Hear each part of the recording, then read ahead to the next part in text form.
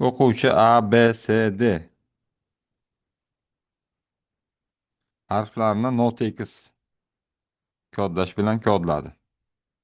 A'miz birga, B'miz 0'ga, C'miz 0,0 1ga teng bo'lsa, D harfi uchun eng qisqa kodni aniqlang debdi. Bu kodni aniqlashda nima desa bo'ladi? Fano sharti bor, ya'ni fano daraxti bor. Fano sharti shundan iboratki, hech qanday kod o'zi boshqa kod so'zining boshlanishi bo'la olmaydi. Mana bunda shunaqa joy bor. Shu shartni shu yerda ishlatmasak bo'lmaydi. Fano daraxti mana shu nuqtadan chiqadi mana. Ana shu nuqtadan chiqadi. Endi har kim har xil chizadi-da bu fano daraxtini. Ushbu nuqtadan chiqqandan keyin bu ikki qismga bo'linadi. Ikkita qismga bo'linadi. Bu yoqqa qarab ketsa mana. 0 bo'lsin. Bu yoqqa qarab ketsa 1 bo'lsin. Mana. Ana fano daraxti boshlandi.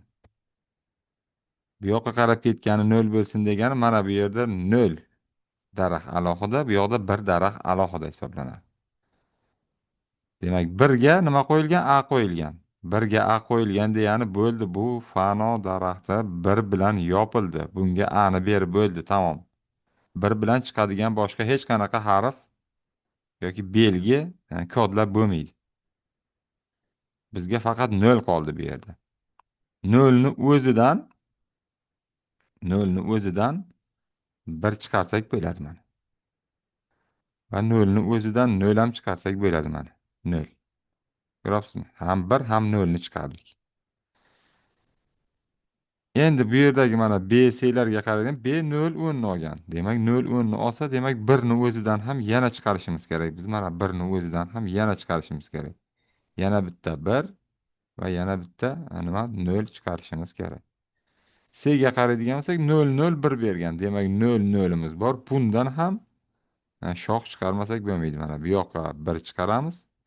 Bu yoqqa 0 chiqaramiz mana. Ana daraxt. Endi mana aytilgan 0, 10 bo'lsa deyapti. Endi ruchkani olaylik.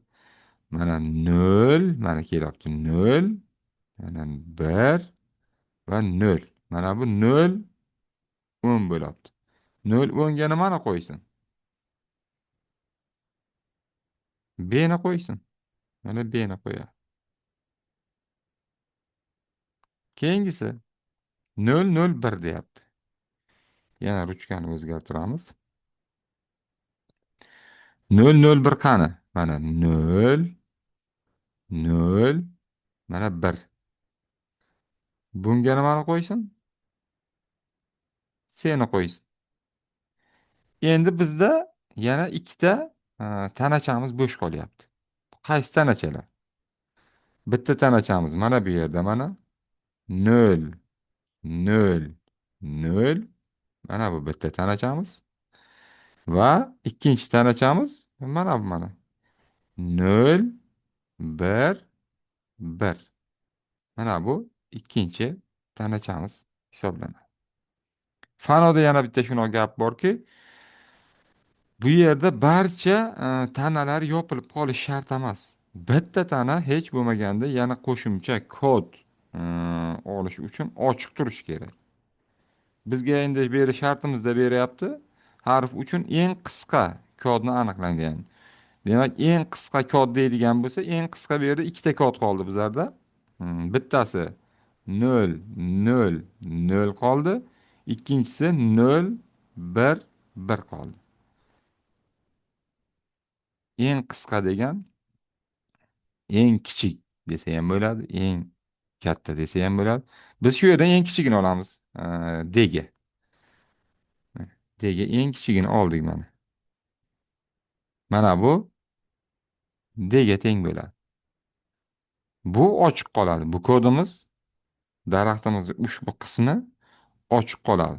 Ya'ni bundan biz yana daraxt yaratib boshlashimiz uchun, mana bundan yana daraxt yaratib boshlashimiz uchun bu ochiq qoladi. Barcha hollarda shunday bo'lishi kerak. Keyin yana bir usuli bor, yana mamloq qilib ishlasa ham bo'ladi. Endi ikkinchi usulni ham ko'rsatib o'tay bu yerda. Ustozlarimiz ko'pchiligi shu usulda ishlaydi. Biz demak D'ga kodni bering. Mana bu yerdan yozib qo'yaman. D ni kodini 0 0 0 bu D'ga teng bo'ladi.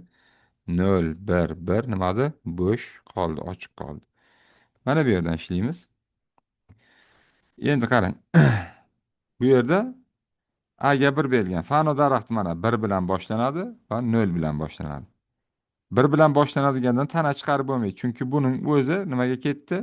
A ga ketdi. Bo'ldi, bundan tana chiqmaydi. Bu A buni egalladi. Tana chiqishga qo'ymadi.